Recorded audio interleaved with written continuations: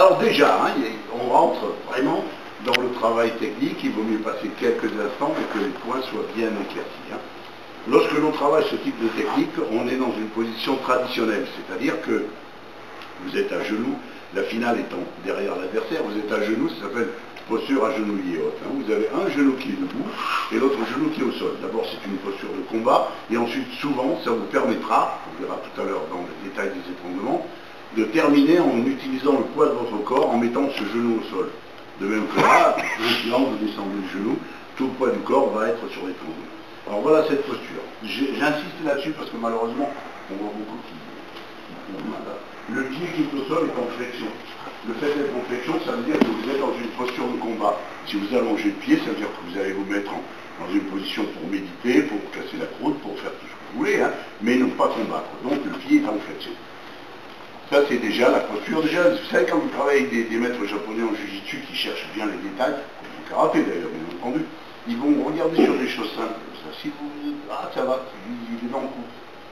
Si vous voient vous placer pour étranglement avec le pied allongé, ils savent que vous manquez de pratique et on vous a peut-être pas expliqué le pourquoi de la chose. Alors, position maintenant d'étranglement. L'avant-bras est passé sur la gorge.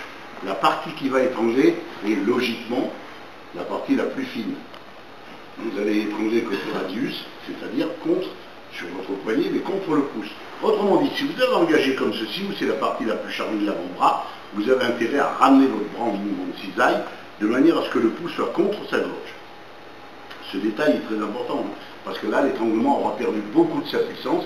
Pour peu que lui ait résisté au départ en baissant le menton, vous allez lui faire mal au menton, et puis il va réagir, et vous aurez des soucis. Et ce que là, c'est fini. Dès que vous avez placé votre main, vous allez gagner, je vous le garantis. Donc la main est en place. Les deux mains peuvent être prises que de deux manières possibles. C'est-à-dire soit en crochet, qui est une bonne méthode, soit l'idéal, en contact poignée-main.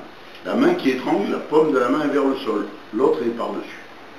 Voilà la position idéale, parce que tout à l'heure, vous allez voir, on va simplement étrangler, relever le pouce. Donc le contact est assuré. Maintenant la tête, elle est soit sur le côté, soit derrière l'adversaire. Sur le côté, c'est assez classique.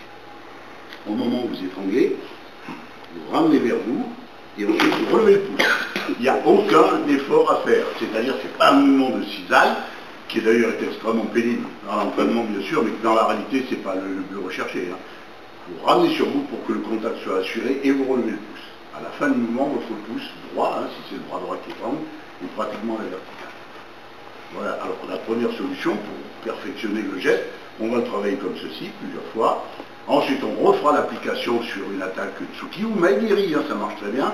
Et puis on passera encore à autre chose, on passera à une autre attaque extérieure et ensuite attaque intérieure.